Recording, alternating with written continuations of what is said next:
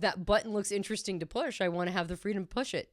If that place on the map looks interesting, I want the freedom to be able to go travel there. Anything that would be akin to almost like a Peter Pan complex. In the case of freedom, it's like, okay, you're allowed to do anything you want, but you're going to have to accept the consequences of your actions. Sometimes in the pursuit of freedom, we're robbing from our future freedom to give ourselves current freedom.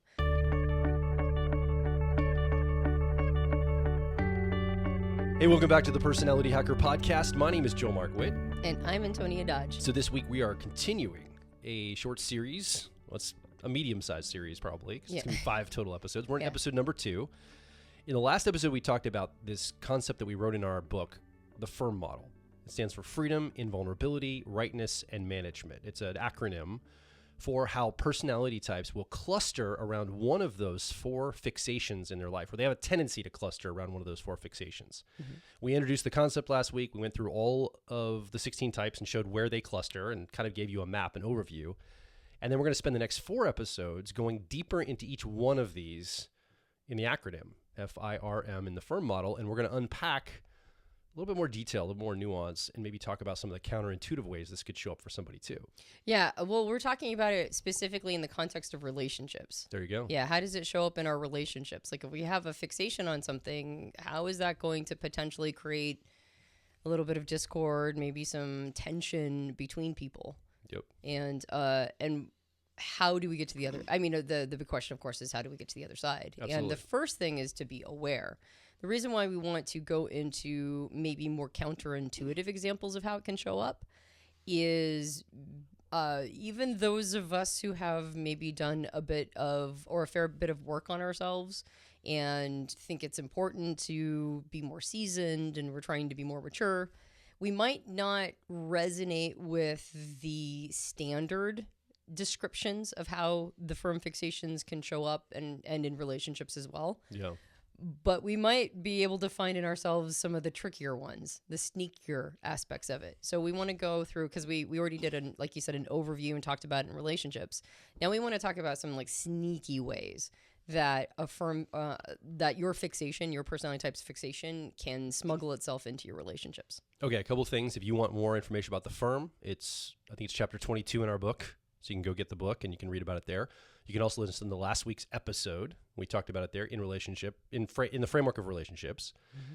And then if you need a little bit of a guide for how we look at personality types here, maybe you're new to Personality Hacker, we're going to go into what's called the Jungian cognitive functions as we talk about this. That's a mouthful, but basically this is the building blocks. This is where the Myers-Briggs system came from.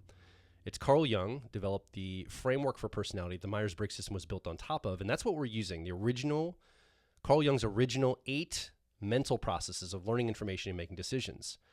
And if you go over to personalityhacker.com/car model, we have some materials on that. We use a simple framework, a mental model that looks like a car, a driver, co-pilot, 10-year-old, 3-year-old. And if you want to catch yourself up, that's a great place to go over and get started to know what we're talking about today. Yeah. Okay, so let's start with the first one. Yeah. All right, we're going to dedicate this episode to F in the FIRM model, which is freedom. It's a freedom fixation. That's right. So what's a freedom fixation? Well, it's fixated on freedom at freedom even when it doesn't make sense. Yeah. You're fixated on it. Even when it might even rob you of freedom, you still have a compulsion or a fixation to go toward unfettered freedom. That's right. And this is clustered around the EP types. So ENTP, ENFP, ESTP, and ESFP tend to, when they are fixated on something, they tend to fixate on freedom, keeping that freedom and optionality in front of them. Yeah, exactly. And it's really a desire for autonomy, sovereignty. It's a desire to be able to explore whatever is holding your attention at the moment, anything that you're curious around. And the reason why EP types tend to have a fixation on freedom is because of their dominant or driver cognitive function. It's either extroverted intuition or exploration in the case of ENP types, or extroverted sensing or sensation in the case of ESP types. And both of these functions are extroverted, so they're outward facing, and they're what's called perceiving functions or information gathering, learning, right? Try to kind of figure out how the world works. And so if we're pre-wired to have our first function, our dominant cognitive function, our driver, what Carl Jung said, that most of us would spend our time describing about ourselves as that first function. If it's a function that wants to learn as much as it can in the outside world, you could see why, if we're trying to protect our ability to do that, we would have a compulsion to not be told no, right? Like if that button looks interesting to push, I want to have the freedom to push it. If that, that place on the map looks interesting, I want the freedom to be able to go travel there. If this concept is an interesting concept, I want the freedom to be able to talk about it and ruminate and brainstorm around it. I want to have freedom to explore, whether that's exploring actual physical terrain or objects, the ability to explore what my body can do, the ability to explore all of the different senses of life, the ability to explore whatever my brain comes up with, or any inventive idea. I just want the freedom to be able to pursue it. Everybody needs this freedom at different times in their life. EPs are focused on it because it's like setting up our lives the best for us. We both have EP preferences. If you're EP listening, you know that things are emergent in your life. You don't always exactly know what the plan's going to be sometimes. And you get into motion and the plan reveals itself emergently as you start to move. So you're like, well, why wouldn't I set up my entire life to accommodate that? That's when I'm my best self. That's when I do my best thinking. I see the world more clearly that way. I feel free. I feel like myself in that moment. So I'm going to try to set up my life to accommodate that. So I think the intent is good because you're putting life on your terms. And that's what we all want to do. But what happens when you enter a space or something in life is there that requires the opposite of freedom? Maybe it requires commitment, or requires stability, or requires you to focus in and not actually continue to open up emergently or make plans into the future. There's a lot of things in life that don't accommodate freedom like that. They need like plans.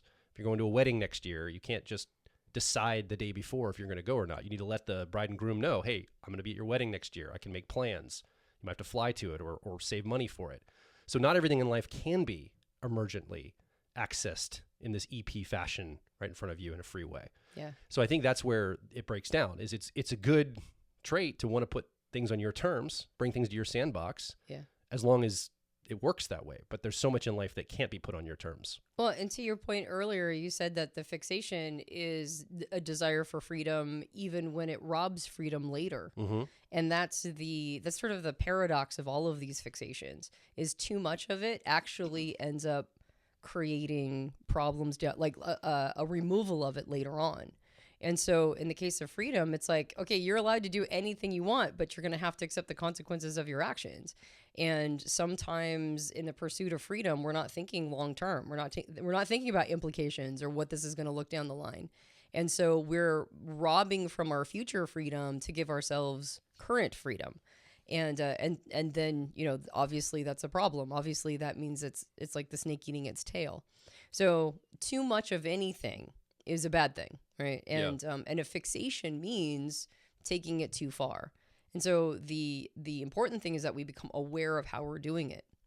Now, even if we are a more mature person, we might find it's almost like it gets smuggled in. But the usual way that, let me first talk about the good that comes with it, because otherwise this is going to be a really depressing episode. It's like all the bad things that come along with being an EP type. The good is that people with EP preferences tend to be curious, adaptable, spontaneous, resilient, right? They tend to be willing to take risks and jump on opportunities. They are oftentimes sort of like these intrepid explorers, right? In whatever way you want to describe that. And so those are the positive attributes that come along with it. The negative attributes for somebody who has like I would call it a more usual relationship with this fixation, or the way it manifests when the person, that hasn't really done a lot of work, and especially in the context of what we're talking about, relationships, is that they might be a little bit commitment phobic, right? Mm. They might really struggle to settle down. They might struggle to choose just one person. They might get really excited at the beginning of a relationship, but then find themselves feeling really stuck later on, or just not willing to show up for their partner, like wanting to, go pursue fun things or interesting things, as opposed to taking care of the more mundane, sort of living the less interesting aspects of life day to day, which is really where most of life happens. Yeah. So that's the usual relationship that people have with it. Yes, but it can get bad. It can get stuck. You can get stuck around it. And we talked a little bit about some of the normal ways this shows up. In this episode, we want to go a little deeper into a layer. Do you want to remind people of kind of this general way that, you know, this freedom fixation could show up before we talk about more of the nuances, maybe the counterintuitive ways? Well, I mean, or do you feel complete beyond, beyond just like the commitment phobic. Yeah, I mean, I didn't know if you had anything else to add before. I didn't want to jump into this and then you have to backtrack. So that's why I was just making sure. I mean, yeah, like you just, what comes up for you if somebody was going to be, you know, to have a freedom fixation in terms of relationships, like the usual stuff would come up, right? Like kind of maybe really struggling to like commit to one partner, really struggling to, or maybe really struggling to commit to like a single career path. And so not really ever making any traction. So really struggling to take care of the family, or perhaps, you know, having a hard time, like sort of buckling down and raising kids, or really showing up for your children, or like basically anything that would be akin to almost like a Peter Pan complex. If we have too much of a freedom fixation, that's usually how it shows up. And all of these are like sugar. I mean, sugar, our brain needs sugar, sucrose, right? And it's important to have some, but our modern society has made so much sugar available that it's kind of a problem for us, right? We have too much sugar. It's too abundant. Right. So anything in its proper usage is fine. And so for like the freedom fixation, there's noble reasons for this. It's a good thing. It's just if it becomes, or the intent for freedom, if it becomes a fixation, that's when it's a challenge for us. Right. Yep. It can hijack all. So let's talk about we have 8 ways here where this can show up a little counterintuitive. So let's just go down through this list. And this should spark some thoughts in you if you are either an EP person or maybe you have an EP in your life.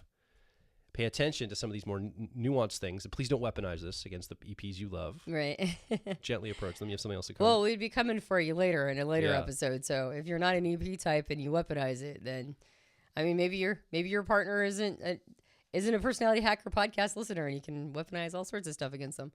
No, I just wanted to make sure that we're clear when we say counterintuitive, we mean ways that even seasoned EP types might find themselves evidencing this fixation in relationship. Yes. So these are like the sneakier ways that it can come through. And I think the first one's going to speak directly to this. You're going to know exactly what we're talking about when I say this. So number 1 is overcommitting to many small things to avoid the big responsibility to commit to, right? So you have like this, oh, look, no, I'm committing to all these things, but you could sort of get out of them. You're not really that committed, and you're committing to tons of them. So it's very diffused and maybe not very deep, to avoid that maybe one big commitment that somebody's asking of you or life is asking of you. I think this is very counterintuitive, but it's a sneaky way that EPs can still maintain that freedom.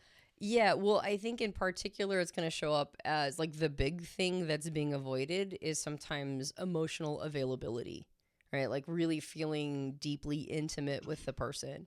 And another way, if it's not emotional availability, maybe it's like having difficult conversations, like not wanting to be pinned down to have maybe a come to Jesus moment. So the desire to be, or like the ability to be avoidant, right? But not necessarily appearing like you are being avoidant because you're so willing to do all these other things. Maybe you're willing to, like you said, willing to show up in 100 different little ways, but the way that your partner needs you to show up, which would indicate taking things to the next level, or really being willing to be intimate, or whatever is the thing that feels the most uncomfortable to the freedom fixation individual, then that's the thing that's being avoided. Number 2 is intellectualizing or rationalizing emotional distance. So like, no, I have good reasons why I'm emotionally distant, and you can explain it away. But really the explanation, the rationalization is to avoid the commitment, avoid being more connected. It's to keep that freedom in play. Yeah. Well, and it sounds so noble too. It's like, well, I think love is between two independent people who go their own way, right? Like, or we don't need to be in each other's pockets all the time. So it's this idea of like, well, if we're both independent people, then that's actually the healthiest relationship.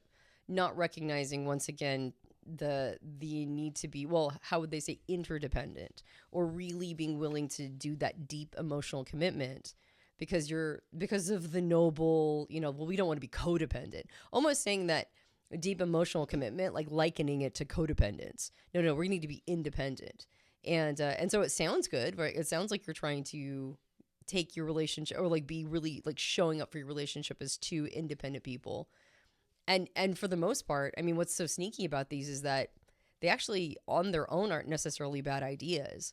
That's why the person has to check in with themselves and make sure that they're not actually being avoidant, right? They're not actually trying to get away from a deeper level of commitment, because there's nothing wrong with saying that I think a relationship should have strong independent people in it. It is, though, if you're using it as a rationalization for emotional distance. So we're talking about the intent behind this. The things themselves aren't necessarily bad or wrong or even a problem. It really is something you have to check in with yourself in your relationship. If you're EP, if you have EP preferences or somebody you are in relationship with, like you said, two strong independent people, that we're not suggesting, no, one person has to be codependent on the other person or anything like that. It's just this could be used as a way to keep your freedom. That's a very counterintuitive, sneaky way to do it. Yep. The other one is prioritizing. The other one, number 3, is staying in a relationship too long, but on your own terms. So it's almost like this, look, I'm committed, but the commitment is, and I also just get to call all the shots. So I still maintain my freedom because I'm running everything. I'm the dominant party here. I just run everything. I make all the decisions maybe. And so it doesn't give the other person a lot of leeway. And so, look, I'm committed. Yeah, but you're also in charge, so it's easy for you to be committed in that framework. Yeah, and I don't think it's necessarily in charge by being commanding. No. So it wouldn't be like the management fixation. It's actually more on your own terms in the sense of like finding loopholes. The arrangement. Yeah, exactly. It's like I'll stay with you as long as we don't merge bank accounts, or as long as like whatever the terms are, you might say. And I'm not saying you have to or not have to merge bank accounts. Nothing we're saying is the right way to have a relationship. Yeah. We're saying these are some things that could come up in conversation, for example. Yes, or not technically breaking up, but no longer behaving with the same level of intimacy or partnership, as in just sort of subtly disengaging. And so you're technically still, quote unquote, committed. Like on paper, you might stay with the person you're in a relationship with, but you're definitely not treating the relationship the same, and you're not nurturing it or pouring into it. You're just sort of letting it die of a lack of oxygen over time. Yeah. And so it's not being very honest with oneself. And so it's like it doesn't appear commitment phobic, but it might very well be evidence of it. So this one we have to explain or go in a little bit deeper for people to understand. Number 4, prioritizing personal growth over shared growth. And that seems noble, right? You can't really control another person or force them to grow. So it seems like that's the right thing to do. What else can I do but focus on myself and grow myself? So let's explain this. Yeah, well, I think a good way of seeing this, and we have a friend who does relationship coaching. Her name is Annie Lala, and you can look her up on Instagram. She's pretty great. She's a person who is part of our Empowered for INFJs and INFP series. That's right. And she talks about how there's actually there's 3 entities in a relationship. There's you, there's your partner, and then there's the relationship itself that's an entity. And all 3 of them need nurturing. And she mentioned, and I thought this was brilliant, that there's one person there that's a champion of the we, and one person's there that's the champion of the me. And it's the me of both individuals in the relationship.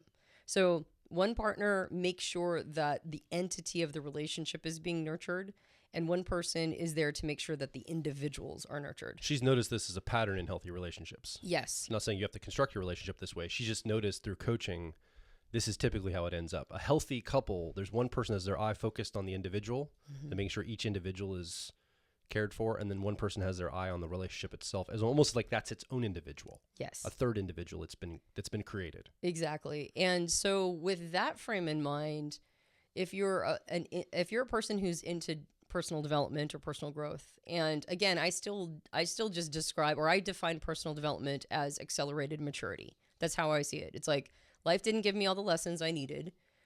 And so I'm feeling the pain of that, right? Like there are certain things I should have known by now, but I just don't. And so what I'm going to do is I'm going to accelerate my growth really quickly. I'm going to get into personal development. I'm going to fund those areas, and then I'm going to accelerate my growth in those areas and then try to play some catch up. And if you are more of a me person, as in like you feel like your personal development is important, and you also could be in the relationship championing that for the other individual, making sure their personal development is also important to them, right? And really supporting them. But you forget that the entity of relationship also needs a lot of times accelerated maturity because we're bringing our stuff into the relationship. You know, we're bringing our own baggage in. And the relationship is going to take it. The entity of the relationship is going to take a hit. So a smuggle is being really super into my growth and maybe even encouraging you to do your growth. But again, it's kind of like a relationship has two strong independent people. If it's not also being poured into the entity itself, then are you really committed to the entity? Right? If you don't want the entity also to be going through its own evolutions and its own growth, are you really pouring into it? Are you seeing it as something that you are committed to? Not just the other person, but the entity. Yeah. Let's go to number 5, conflict avoidance or soft exits. Mm-hmm. So let's explain this too. That could be confusing.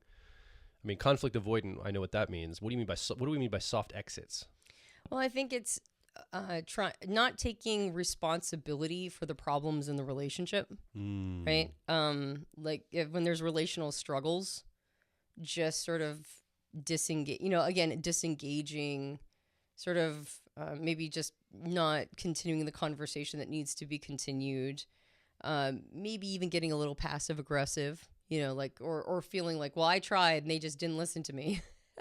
And the reason why this is part of a freedom fixation is because there's really what's being avoided is having to pour resources into a single thing for a time. I think that's really what freedom is. Freedom is not just, I mean, we don't want the world to say no to us, right? That's a big part of it. I just want to be able to do what I want to do. I don't want the world stopping me from the things that I want to do. But I think it's also, I don't want to have to pour time, attention, and resource into something that isn't interesting to me right now. And so it's, there's like that cost of specialization. When we are focused on something, when something requires our focus, we're going to take our life force and we're going to direct it towards the thing that needs focus. And I think a part of what freedom fixation is like not ever wanting to be trapped into having to pour life force into something that isn't what we want to focus on at that time. We want the freedom to be able to pivot, turn our attention, be adaptable. You know what I mean? It's like we want to be able to pour our attention wherever we want to pour it. Yeah. But when a relationship needs our attention and it's not what we want to be pouring into at that time, commitment or not being freedom oriented in that moment means buckling down and doing the responsible adult thing, which is pouring attention to it anyway, because there's a thing here that needs to be nurtured and fostered. There's a thing that we already said yes to, which is asking something of us that may or may not be convenient in that moment, but it's still, it's a need. And so the subtle thing is to sort of let these problems hang or float, or like the soft exit of the conversation, sort of diffuse the energy when really the entity needs focus, yes. Right? It needs us to not just kind of let things fester or be problems because we want to put our attention elsewhere. Like it needs us to commit to it, like to actually commit.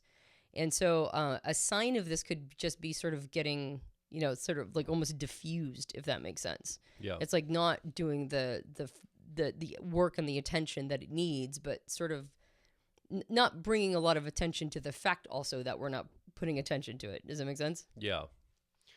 Okay, number 6, counterintuitive way this freedom fixation can show up, particularly in relationships, is keeping your options open, right? Having a future escape hatch ready and waiting in the wings in case you need to GTFO real quick. Mm-hmm. So basically it's having an escape route planned or available or sort of just waiting for you at all times.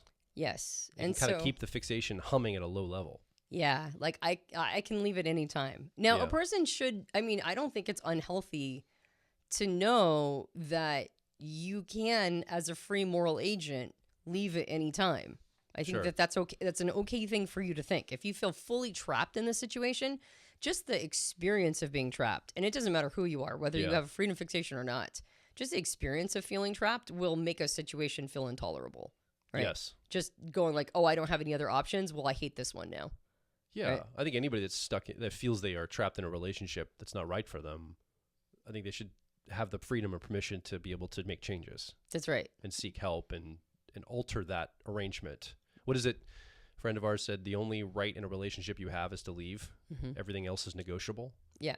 I think that's a really interesting framework. It's like you have the right to leave, and that's the one right we have in relationship is to not be in that relationship. Yeah. Right? Yeah. I think he says everything else is a negotiation. Yeah. Yep, And so I yep. think that's a really wise way to approach it is that's the agreement you've made is to be in relationship. Everything after that you've talked about and you've constructed it together. Right. So I don't think it's wrong to think I can leave if I need to. Of course.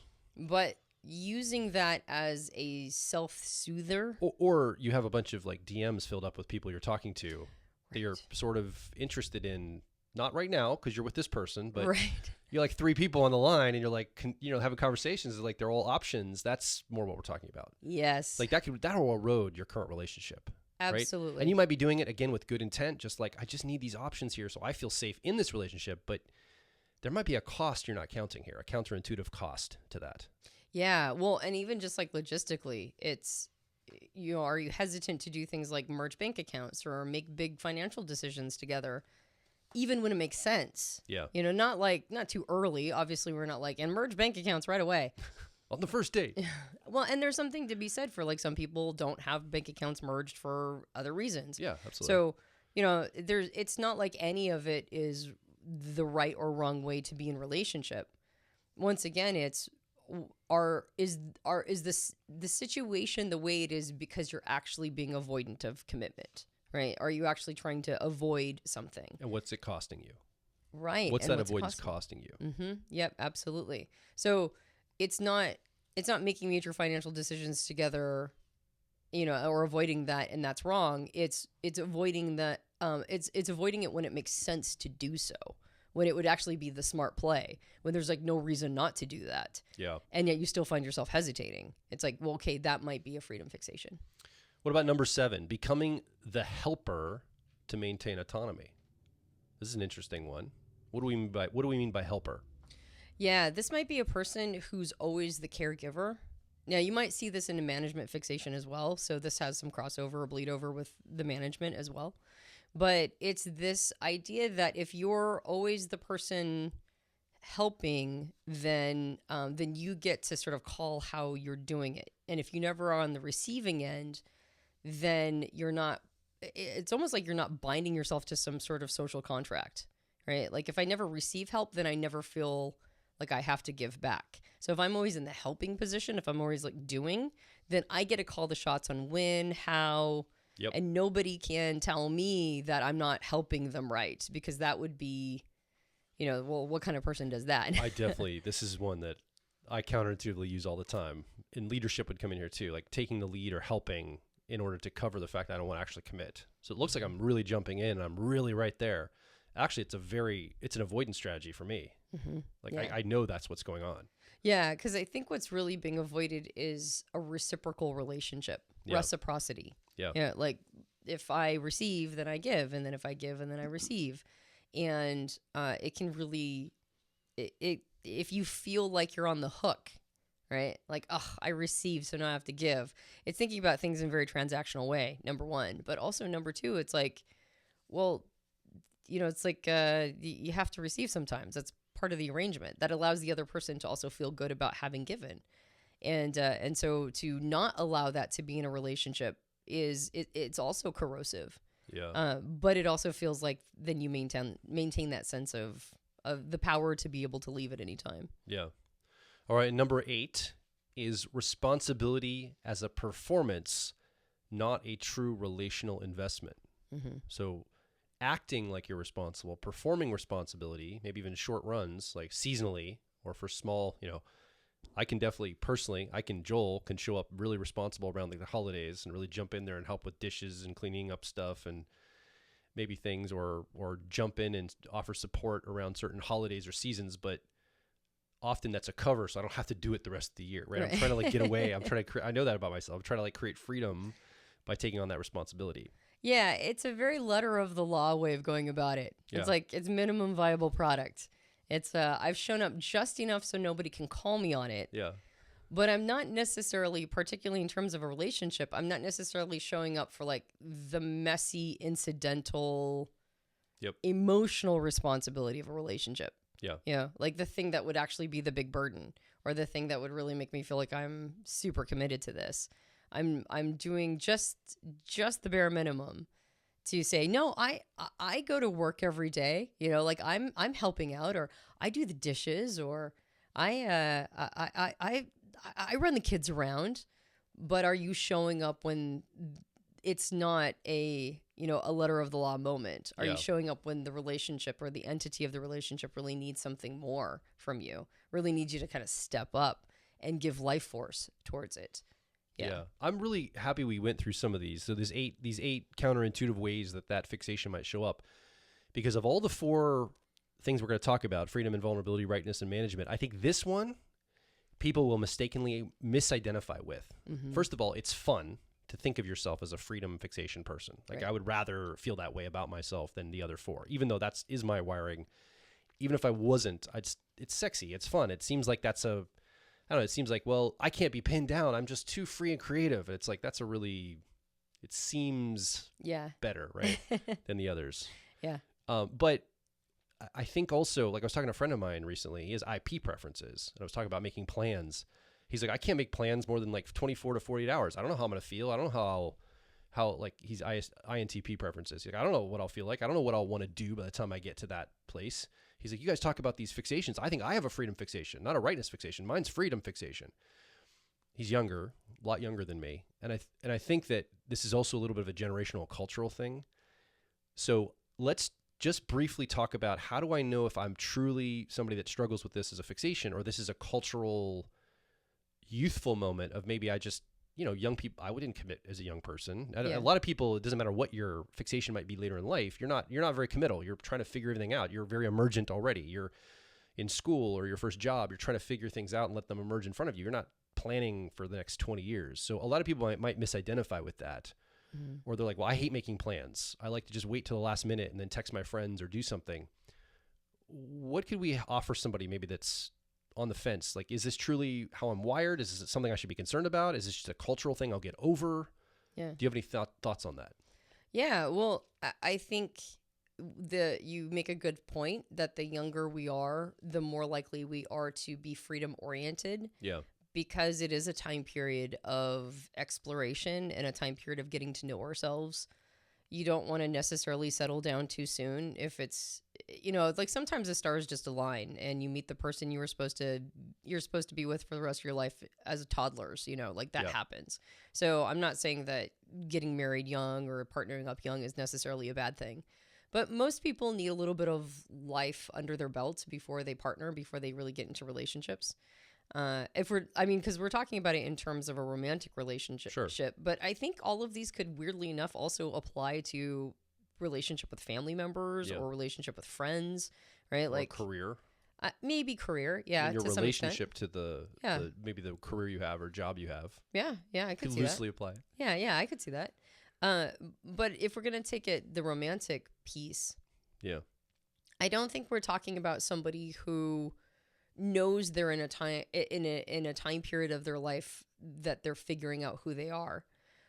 When you have a freedom fixation as an EP type, it kind of never goes away. Yeah. Just like you could be 90 years old and you still kind of have a bit of a freedom fixation, because what the fixations are pointing to is your dominant or driver function, and just how much time and effort we put into making sure that part of ourselves gets its needs met, right? Mm-hmm. Like it can express, or it can pursue, or it can show up, it can be validated. Like there's a lot that we pour into making sure that part of ourselves is not just operational, but like doesn't doesn't have anything encroaching on it. Yes.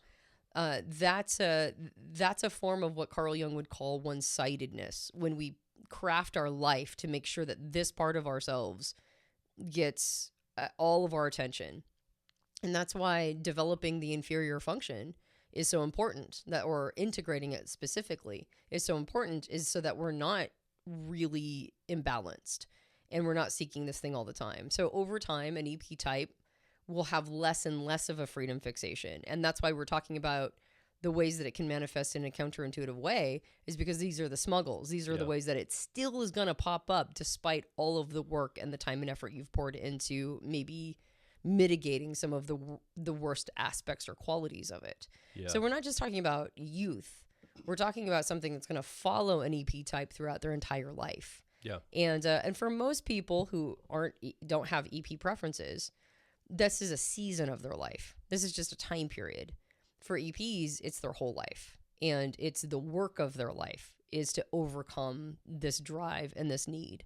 So, I mean, it's kind of like all personality type material. You're not looking for what you can relate to.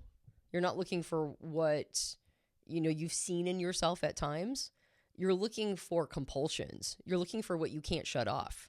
Yeah. You're looking for things that are, that are way, way, way bigger parts of your identity. If you read through all 8 cognitive functions, you're going to go, oh yeah, I identify with all of those. What's my type?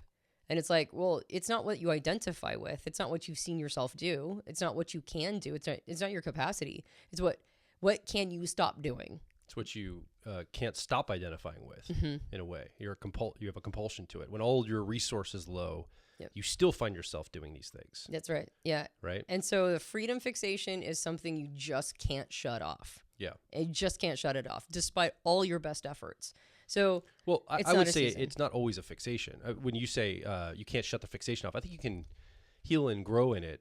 What you're saying is it's always going to be something that's pervasive, like the opportunity for that fixation to develop. There's people that have, I think, overcome these they're not fixated on this now. Yeah. They're more balanced. They're more mature. Like we coach with Dr. John Beebe. He's in his 80s. He's an ENTP. His ENTP preferences. I would say he's a very seasoned man who has integrated his, other parts of himself. He's more stable. He's committed. He's been in academia his whole life and, a Jungian analyst. So I think it's just, you're going to always have the proclivity toward it. Yeah. Well, and I think, fixation, you could almost call it like an addiction of some sorts. And a person can be sober. Sure. Even if they're an addict, they can have taught themselves sobriety. I guess that's what I'm saying. Yeah. Yeah, but it's always going to be something that they have to pay attention to and make sure that they don't fall into. Yeah. And so it's kind of a similar thing. It's freedom. A freedom fixation is different than a time period of freedom in your life. Yeah. Or an experience of liking freedom or seeing freedom inside of yourself. It's like this is something where you have to be vigilant around it. Otherwise, it will take you down, just like one-sidedness. And that's really what it is. It's one-sidedness. It's overvaluing your driver, cognitive function, your personality. So remember the car model I referenced at the beginning of this episode. If you go under just the 4-letter code, EXXP, and you go into what are your cognitive functions, how you learn information and make decisions, if you're an EP type, you're going to either use the cognitive function of sensation, extroverted sensing, or intuition, exploration, extroverted intuition.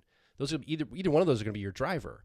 And the protection of that, the amplification of that, the fixation on that creates this one-sidedness. What do we do about this? Well, that's where personality type comes in. It's the cause of and solution to the problem. Yeah. It's the reason why the issue exists, but it's also the way out. You have more of yourself than that driver function. You also have a co-pilot cognitive function that balances you out. It acts as an interpreter. You have some less certain parts, your back seat, your 10-year-old and your 3-year-old in that car model that can also help and round you out and give you some support and some balance in your life. You're never going to be expert at those things or super certain about them, but they can certainly balance out this fixation. Well, and in this case, specifically for people who are EP types, the general advice is to slow everything down. Yeah. That's just sort of the general piece of wisdom.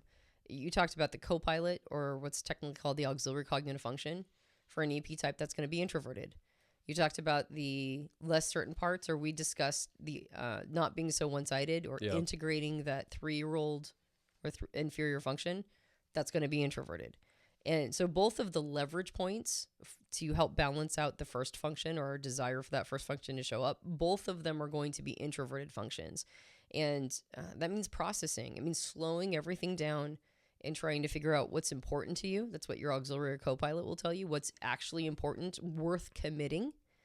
And then the 3-year-old or inferior function will help you understand a longer timeline. It will help you understand like how to not feel like you have to be bouncing all over the place, but to put yourself in a steadier situation where you can find yourself a little bit more narrow in your focus, a little bit more heading towards something or laying the track of something and not feel so itchy around it. I actually recommend if you go over to our website, personalityhacker.com, we have an owner's manual for all of the 16 types where we go into how to do that type development specifically. We talk about the firm model. We talk about what it would be for your specific type out of the 16, and then we show you the pathway out of having those fixations, because there's all sorts of ways we can be fixated. There's actually some like short-term, mid-term, and long-term ways that we can be fixated on things. There's some other other aspects of it that we go deeper into, and I think that's just something that you can understand about yourself in those owner's manuals. And while you're over there getting an owner's manual for your personality type, make a comment. Leave a comment underneath this episode. We'd love to hear what you're thinking for your personality type, or maybe you have an EP in your life. What's a comment, a question, or maybe a story from your life, from your relationship? How has this shown up for you? Is there something you've overcome? Is this a challenge? Is it still a sticking point? Have you found some success here, or are you still struggling? We'd love to hear from you. Come over to personalityhacker.com and make your voice heard. Yeah, and if you enjoyed the podcast, you can subscribe to us on Apple Podcasts or various Android platforms like Spotify. And if you leave us a rating and review specifically on Apple Podcasts, well, that just makes me super happy. And so I request that you do so, because it lets us know that, yeah, there are people who are listening and they're enjoying it. So the review is the important thing, though. Ratings are great, but the review is extra, super crunchy, awesome, helpful. On next week's episode, we're going to be talking on the next part of the firm model, invulnerability, the IJs in the Myers-Briggs system. We're coming for you, IJs. Next week, we'll talk about some counterintuitive ways that maybe the firm model invulnerability shows up for you. Mm-hmm. My name is Joel Mark Witt. And I'm Antonia Dodge. And we'll talk with you on the next Personality Hacker podcast.